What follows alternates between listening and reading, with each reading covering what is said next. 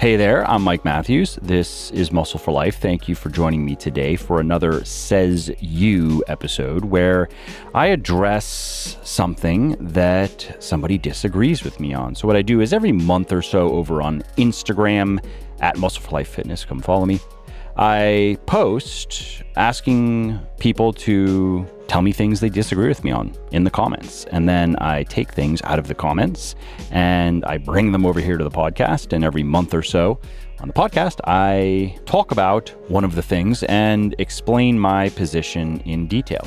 And in today's episode, I am going to be talking about the bench press, and specifically the claim that the risks posed to the shoulders outweigh the benefits of the bench press. And if you have something that you want to share with me that you disagree with me on, that maybe I could address in a future episode, a future Says You episode, head over to Instagram at Muscle for Life. That's my username. Give me a follow and look for that post. Again, every month or two-ish, I put up the Says You post and get enough material for at least another month or two. Before we get to it, how would you like a free meal planning tool that figures out your calories, your macros, even your micros, and then allows you to create 100% custom meal plans for cutting, lean gaining, or maintaining in under 5 minutes? Well, all you got to do is go to buylegion.com/mealplan, buylegion.com/mealplan, and download the tool. And if I may say, this tool really is fantastic. My team and I spent over 6 months on this thing working with an Excel wizard, and inferior versions of this are often sold for $50, $60, even $100. Or you have to download an app and pay every month, or sign up for a weight loss service and pay every month $10, $20, $40, $50, even $60 a month for what is essentially in this free tool.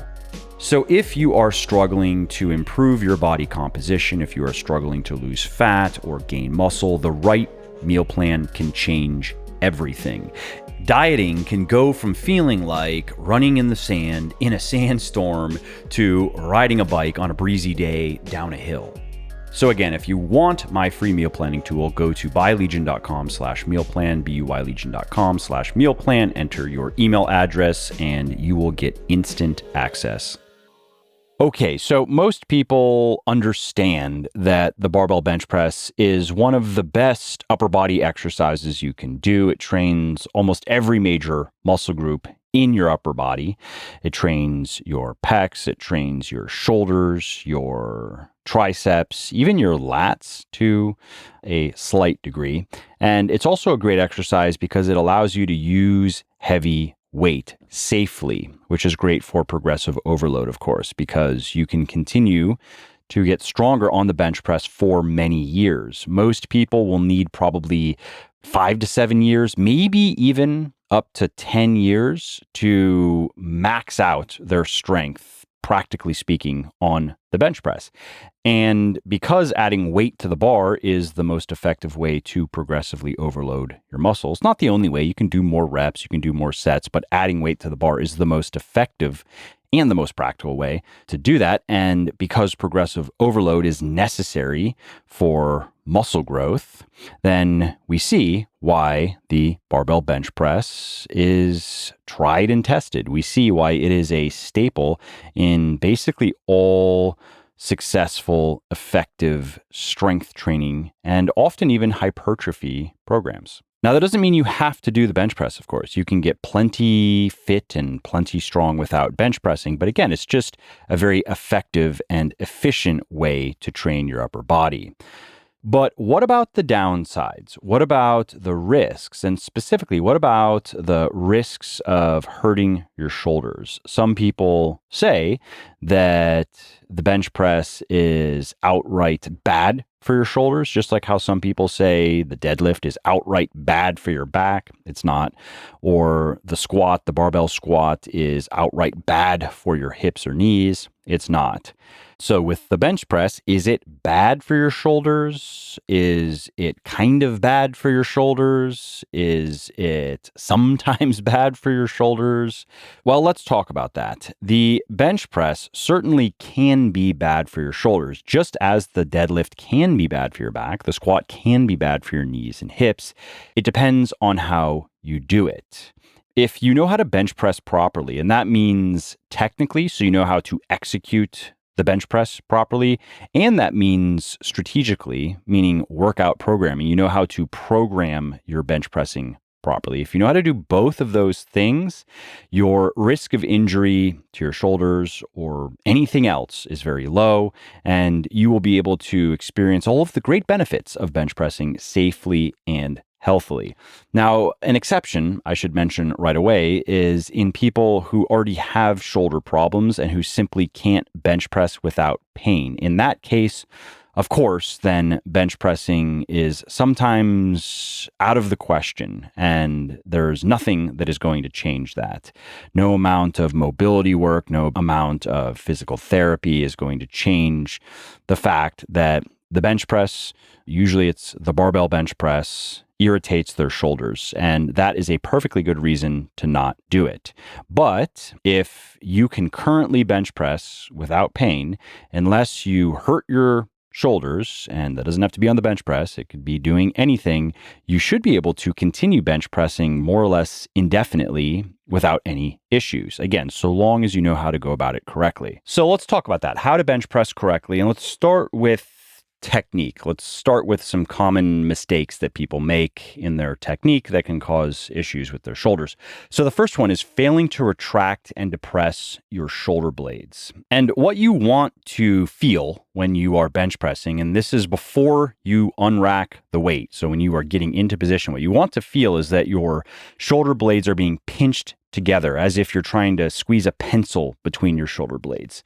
And you also want to move them away from your ears, right? So that is depressing them. When you pinch them, that's retracting, and then moving them down away from your ears, that's depressing them.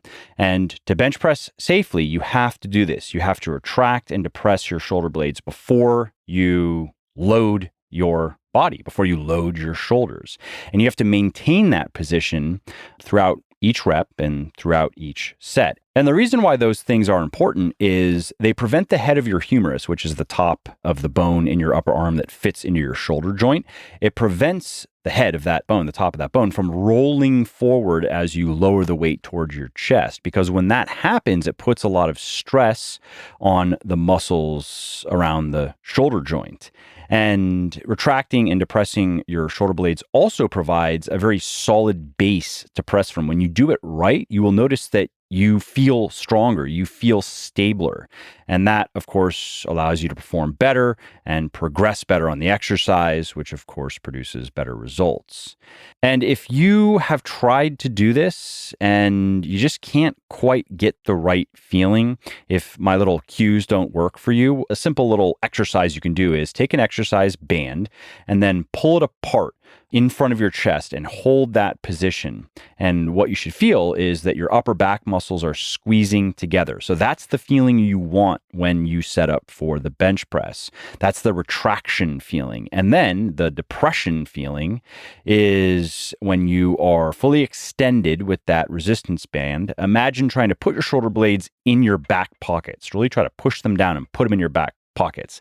And when you feel them noticeably down, basically as far down as you can get them, that is the depressed position that you want to be in when you bench press.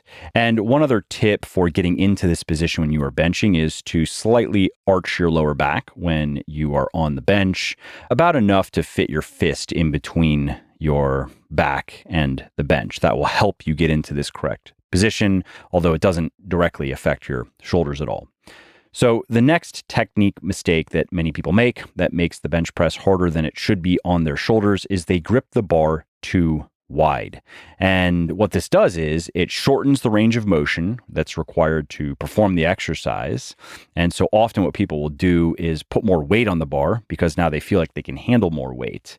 But it also increases shoulder torque by 1.5 times that of a narrower grip, and it requires your rotator cuff muscles and biceps tendons to work far harder to stabilize your shoulders than with a narrower grip. And so while you see strength athletes do it intentionally because they can lift more weight in that position, you will see powerlifters do this. You will see them train a wide grip bench press. I don't recommend it for us recreational weightlifters or us lifestyle bodybuilders, whatever we want to call ourselves. I recommend a more traditional grip, which is about 1.5 times shoulder width. And you have the right grip width when your forearms are perfectly perpendicular to the ground. So they're not angled a little bit inward like they are with a close grip bench press, or outward like they are with a wide grip bench press. They are straight up and down as against the floor throughout the entire rep. Another technique mistake you can make when bench pressing that can mess up your shoulders is flaring your elbows, raising your elbows towards your ears. And one of the benefits of a narrower grip, not a narrow grip, but narrower than the wider grips that you sometimes see powerlifters and strong people use, is you can get your elbows closer to your body. And you want them to be somewhere between 30 to 60 degrees relative to your torso. And what you do not want to do is what many people often do. They raise their elbows up to about 90 degrees compared to their torso, especially when they're trying to get through that sticking point, that few inches of the exercise when you are coming off your chest when it is the hardest. And anatomically speaking, one of the advantages of keeping your elbows in that window, that 30 to 60 degree window relative to your torso, is it decreases the amount of stress put on the long head of your biceps as you perform the exercise. Number 4 on the list of technique mistakes that you don't want to make when you're bench pressing is touching the bar too high on your chest. And this is basically a corollary to the last point, to tucking your elbows close-ish to your torso. Because when you do that, you're able to then touch the bar lower on your chest, so nipple height rather than collarbone height. And by doing that, by touching the bar a little bit lower rather than a little bit higher on your chest, you reduce the amount of compressive force at the outer edge of the clavicle, which forms part of the shoulder, and you also reduce the amount of torque on the shoulder joint. So just less wear and tear on your shoulders by touching the bar a little bit lower rather than a little bit higher on your chest. Okay, so that's it for the major technique points for making the bench press as shoulder friendly as possible. Now let's talk programming. The biggest mistake you can make when programming the bench press is just doing too much of it. And this is especially true for the bench press because research shows that the shoulders in particular are especially susceptible to repetitive strain injuries, which are injuries that occur through continuous activity. They're not acute injuries. They accumulate little by little over time until they hurt enough for you to recognize that something is wrong. And RSIs are inevitable to some degree if you are going to be doing a lot of strength training, but you can definitely mitigate their frequency and you can mitigate their severity by doing various things, including not doing too much of any individual exercise or any individual specific movement pattern. And so in the case of the bench press, most people don't need to do more than maybe 3 to 6, max 9 sets of bench pressing per week to get a lot out of the exercise, to get strong on the exercise, to build muscle with the exercise. Now, of course, you can do other pressing exercises. You could do an incline bench press, right? That's a different movement. It's a different angle than the flat bench press. You could do a dumbbell press. That is a different movement pattern than a barbell press. You could do a dip and you could do other pec exercises. So I'm not saying to do just 3, 6, or 9 sets for your pecs every week, but 3 to 6, that's my general recommendation, really. 3 to 6 sets of flat barbell bench pressing or incline barbell bench pressing per week. And if you limit yourself to that amount of volume, again, you can make great progress on the exercise and also greatly reduce the chances of it irritating your shoulders. And another bench press programming mistake that many people make, although I guess it's execution really, but it does start in the planning. So I think it's still a programming mistake. And this is a mistake that people make with many exercises, by the way, but we're talking about the bench press, and that is training too close to failure too often. I see this all of the time in my gym, and especially among the younger kids. They are doing 3, 4, 5, 6 sets of bench pressing in one workout, and in every set are pushing to the point of either absolute failure. So sometimes they'll ask me for a spot and they push until they simply can't move the bar anymore, and I have to do a little biceps curl to finish their final rep for them. Or they're pushing in every set right up to the point where their final rep is an absolute grinder, and if they were to go for another rep, they would not get it. So 0 good reps left. And you can do that sometimes with some exercises. In some cases, you can do it fairly often. A biceps curl, for example. Are you really going to cause any damage or greatly increase your risk of injury by taking 1 or 2 sets of biceps curls to absolute failure every week?